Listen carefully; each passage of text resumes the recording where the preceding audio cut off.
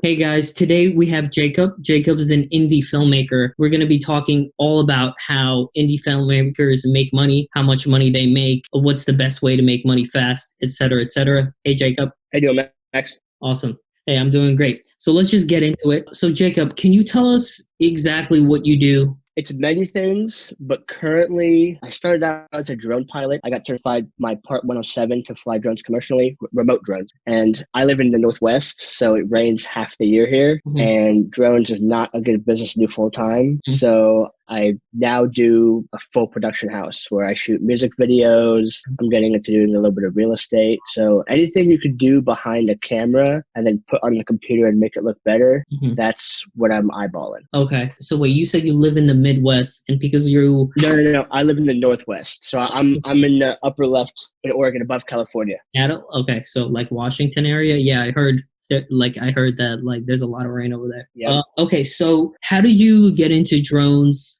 Is this a way to make money? Can you tell us about the economics of drone footage and stuff like that? Yeah. So I've always been a gadget geek, and so even from a young kid, I was like building my own computers and always like looking at the next cool thing coming out. Always had the latest iPhone.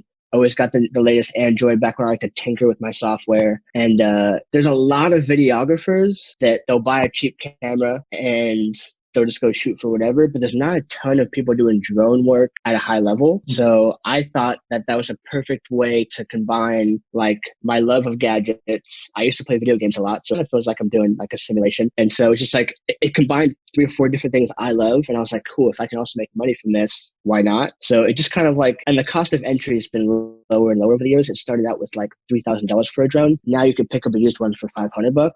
Mhm. So it just felt like the right time to hop in and do that. I think that was your question. Yeah. So basically, so you're a gadget guy. I'm sure you're like a video guy. You probably were like making videos as a kid and all that too. No, I mostly was a video gamer. I never did creation. Up until after high school, I just consumed media. I just played games. So that came way later actually. I think that I'm not sure where that first like bite started. That's a good question.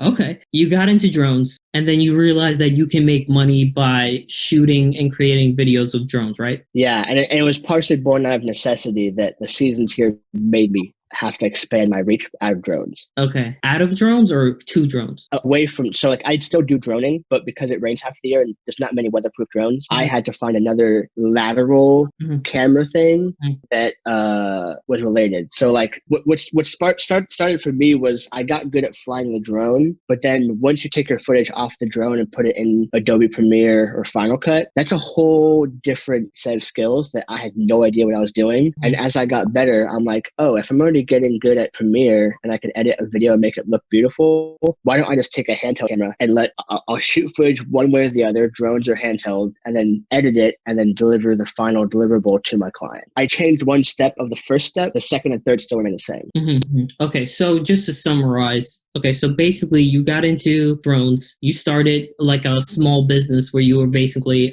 a drone videographer. You realized that it's not in places where like it rains or snows a lot. It's not like an annual business. So you got into a videographer in general, not just like a drone videographer. Okay, cool. So drone videography, I think, so like you said, there's a lot of, so pretty much like if there's a business somebody can try out if they like need it out of necessity, it could be like drone videography since it's like the barrier of entry is like low. Is it low? It is, but I would say that like with anything, the easier the entry point, the more competition. So like when I first got my drone and people know you have a drone, everyone says, oh, you should do real estate. Like I've heard they get really good photos. And it's like everyone is doing that thing. Mm-hmm. Everybody is spending $500. They're taking it up 30 feet. They're going a 45-degree angle, take a picture of the house, and then they'll charge the real estate agent $100 more for that photo. It's like to be a photographer and add that photo on, it's super easy for the photographer to learn that skill. So if you're just that, you have almost no chance of lasting in the real estate market if it's a mature market. So two things we learned from that. If there's nobody in your area doing this, you could probably try it and make some cash. But two, it's probably saturated by now. So can you tell us the economics of being a drone videographer? It costs about $500 to start because that's how much a good drone is. But like, how much do you charge? Like, what are the profit margins? What are the hours like? Yeah, Yeah, it's a good question. It depends on what your deliverable is. So if you're shooting a real estate gig, if you happen to get them just to do drone photography, in my experience, you can probably expect to charge around $100 for that. And that's for travel time, showing up. They'll want insurance. Luck, there's apps that you can use battery last like 25 minutes. So it'll just insure you for that 25 minutes and then it's back off. So it'll cost you like $5 to $10 to insure your drone. But in certain states, you do have to be insured or they can withhold payment or not hire you. And so I've heard stories of people who will like shoot the photo, deliver it to the end client, and then they'll say, hey, just double check in, where's your insurance? And they won't have it. And they'll get the deliverable, keep the photo, and use that as a loophole. And a lot of drone pilots don't get their what's called a Part 107, which is the FAA's like you can legally be paid. Most people would have a drone, they say, hey, I have a drone, you want me to do whatever. That's technically legal as the IRS. You can't get paid for that as a hobbyist. But so for real estate, probably around 100. If I'm drone flying and I'm giving if I'm shooting a local artist and he has his own video and I'm just delivering footage, I'll charge him at $50 an hour. And so I'll show up, I'll shoot for an hour, maybe two, and then I'll give him the end files and we're done. Okay. So, there's a lot to unpack here. So, there's one other, just to add on so you can unpack more. Another one that people sometimes will use is they want kind of like stock footage of maybe it's their business or their town or whatever it is, their neighborhood. And so I have been contracted to be like, hey, I want like 5 locations around town of like this cool building on a bridge or whatever, like the sports stadium. Yeah, I'll go capture those and I'll give him a flat rate. So that incentivizes me to do it as efficiently as possible. But if I go during traffic hour, I'll be stuck in traffic. But I might charge $200 for 3 locations and I'll just give them up as one giant package and then give them to the person. Okay. So before you get into it, you actually have to get licensed to make money as a drone videographer, right? That's right. You can't legally accept money flying a drone unless you have your Part 107, which is a knowledge test. That's very important. Number one. Okay. Number two. So like you say you charge about $50 an hour for like regular videography work. Okay, yep. About $50 an hour. And you can also do it so you can like create packages where like you charge one large flat rate for multiple pieces of work. Yeah, exactly. It kind of depends on what they're looking for. So if they're shooting a music video and they're like, hey, can you come from 3 to 5 and be ready to fly a drone for whatever I need? I'll just charge him by the hour because I'm not sure what he's going to expect. And I got to be there with him during that time frame. But if it's like a package thing, I can go fly that whenever. And realistically, I can use that for my own footage. Like, I usually don't have like contracts of like exclusivity for that stuff. So I'll give him the footage. He'll be happy. But if I'm shooting my own videos, I'll hold on to that footage and now I can plant that wherever I need as B-roll. So that does factor into my pricing is like, how beneficial is that shot for me long-term? I may give him a slight deal. Okay, so with drone videography, what's your verdict of like starting a drone videography business? Is there a lot of longevity to it? Is it a robust business? How should people perceive it, go about it? Like, is it something you can start, but you have to expand on it? Or is it something you could go full in? It's a great question. Yeah. I think that the drone market is very early. Like autonomous drones are coming and that's going to handle a lot of like the delivery things. When it comes to like the last mile of Amazon packages, they're going to probably come from drones in the next decade. But that's not going to involve you. You're going to do I do more of the videography side. So I'm shooting video. I'm getting pictures for a client. I'm trying to think of the word. It's commercial, but it's not enterprise. So the drone market as a whole can be huge. Like there's safety inspections for telecom equipment. There's drones that have thermal cameras and you can fly them over cold areas to find people in search and rescue missions. You can fly them over agriculture, and depending on the moisture content, they hold a different temperature. And so you can go to a vineyard and say, I'll fly over your 100 acres and I'll tell you what places are getting less water. So it's incredibly wide, but getting into those enterprise level ones, the drones get more expensive. The software to map those gets more expensive, but clients also have more money. So at the kind of like consumer level, the budgets are smaller. You're going to have more headaches. There's not going to be contracts. There's a lot of like back and forth. But if you hustle and you know how to sell yourself, you can make a ton of money. On the enterprise side, if you're working with like bigger businesses or construction sites and they want to see how the building is coming as a 3D model and see how it's coming over week after week after week, and like the heads up top of the office cannot have to go to the site and see how it's going. Huge money, but you have to also have your initial capital up front becomes exponentially more. And to get your foot in the door. So I haven't done like how you break into those. I don't know, but they're there.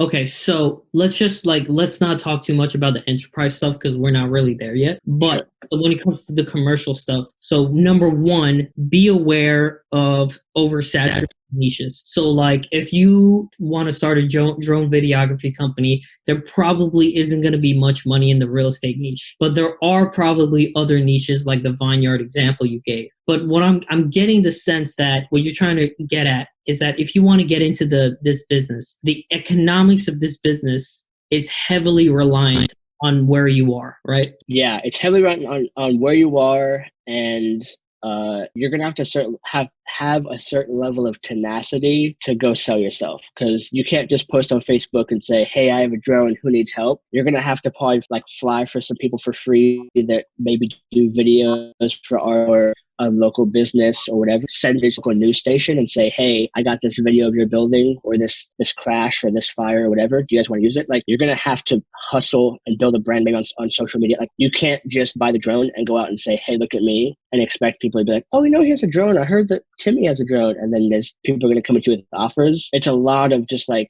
shots in the dark. Like, I've gone to the park before and met like a coach that does middle school football. And he's like, oh, that drone's really cool. What do you do with it? And I'm like, oh, I'm just flying for a practice gig, blah, blah, blah. He's like, oh, well, I have my kids have a football game. What do you charge for an hour? And I'm like, well, it'll be this, this, and this. Never happened, but it's those kind of things where it's like, if you become the local Saturday night sports guy, like, you're going to have to find your lane. Yeah, there's not a clear path, I would say. You're going to have to hustle. Okay. So number one, seems like it's an easy business to get into, but it's really not. It's something you really got to like hone in on and spend a lot of time on to be successful. Number two, if you do find your groove, there's a lot of money to be made in it. Number three, you have to be really aware of your market and environment. So if you live in a place where like the nature is unstable, like it rains or snows a lot, it's gonna be really tough. But if you live in an area where, say, there aren't a lot of people doing real estate footage, maybe you can get into that. Or it's like a town or an area where there's a lot of like amateur and intramural sports going on, maybe you could get into that. So you have to be really aware of the place you're in before you get into this business, you would say. Yeah, and you have a gift for summarizing things. That is very impressive. Yeah, I'd say that's very good. That's literally my company, right? Business intelligence. Like, that's good. My literal job is to like research and like figure out and to like provide. But okay, wonderful. So if I'm a kid in New York City, first I have to be self-aware. This isn't an easy field. I got to understand if I want to spend a lot of time on this before I go into it. Number two, I have to scope out my competition. I have to find markets where there's a lot of profitability. So I think we got that down. Awesome. Okay, so first we got the drone stuff down. Number two, so you went from the drone stuff into the full-on video production stuff. You probably recommend people to go from drone stuff to like a full-on videography agency because there's more, it's probably going to be more robust and will probably have more longevity in that. So can you tell us about the economics of that transition? Is there more money in doing like a full suite thing, et cetera, et cetera? Yeah, it's a good question. I think if you found your niche in a field like droning, like if you're the drone mapping guy for all agriculture in your area and you maybe live in the Midwest, like that's probably you should squeeze that lemon as hard as you can. But if you have to be a little more nimble, I think that I'm conflicted because as much as I love going deep on something to become more of an expert and you get more benefits the deeper you go into that niche, in my experience, if you can go broad and then go deep in certain aspects, like for me, it's droning and editing. Like I want to be world-class at editing and I want to be world-class at droning. The handheld stuff I'll be good at. I don't care if I'm great at it. I could probably hire someone that's better than me. What was your question again? So let me just put it this way. So you started in just doing drones, but Yeah. instead of going into a full suite videography agency, you're still specialized in drones. So like it's a craft that like there's a lot of longevity in this craft. So basically like it's like you don't just start out with drones and then you need to actually become a full suite videography agency. Like you can continue just focusing on drone videography for a long time. It's not like a thing. It's not like drone videography isn't a thing where you have to transition eventually. It's something that can like last a long time. Like it's like drone videography in itself is a business. Like a long. Yeah. You can find the second part of the video in the description below, or visit www.everorg.com